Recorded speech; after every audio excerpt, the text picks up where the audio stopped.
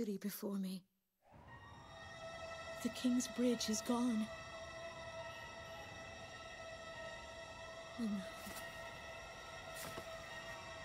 no. No! Matilda! I vaguely hear a scream of terror that sounds much like my own voice from afar. I feel as though the Golden King's gentle smile is moving farther away from me.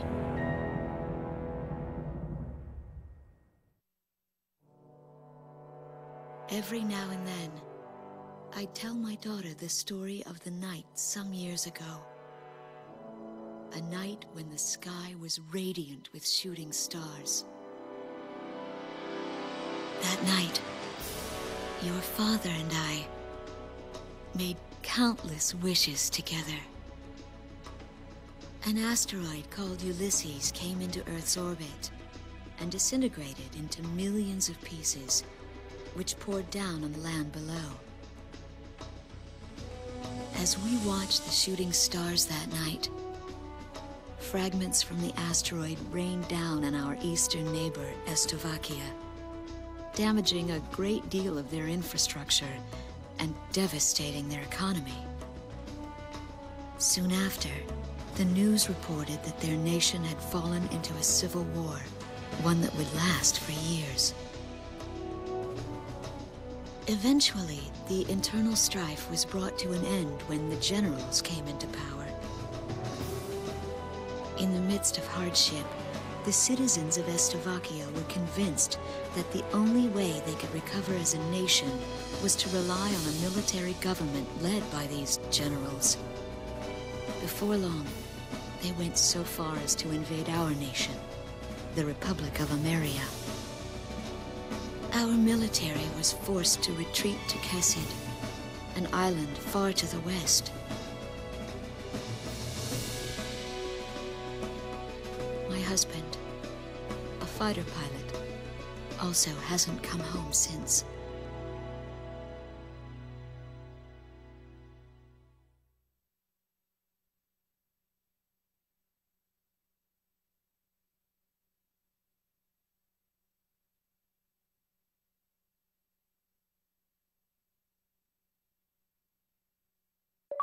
I walk on. I am unable to think. All I can do is follow the others. Ever since we came to the twisted remains of my daughter's school bus, my soul has left me. I am empty.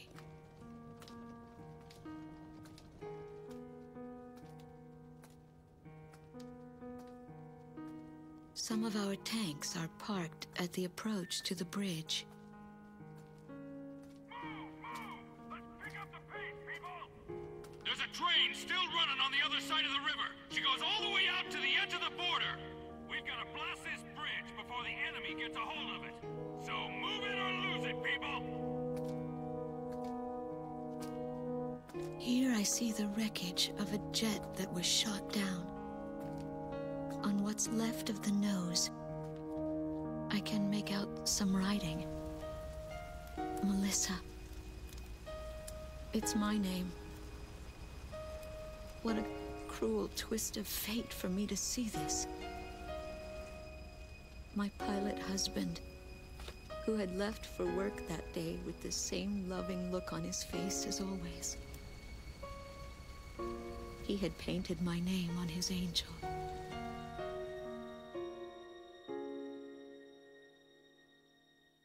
I go into the crowd on the train and endure 2 weeks of pure hell before finally ending up at a refugee camp at the border.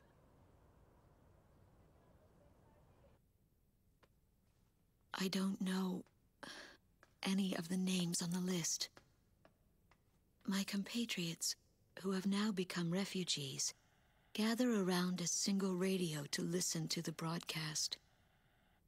Even though the station is broadcasting out of Gracemeria, occupying forces have taken complete control of the airwaves. The enemy must have completely overtaken our capital, Grace Maria.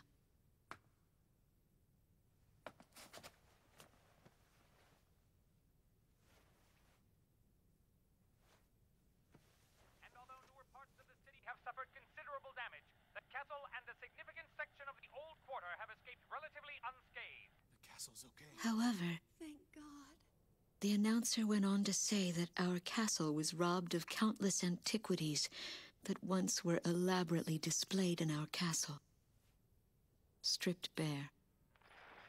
As the Estavakian military, it is our sworn duty to govern this crumbling nation and get it back on its feet, starting right here in Grace Maria. I found a group of street children in front of the central station here, where the area has literally been reduced to a slum. Step on up here, little girl. What do you have to say about all this? Go dance with the angels, mister. My ears were not deceiving me. That voice belonged to my daughter, Matilda.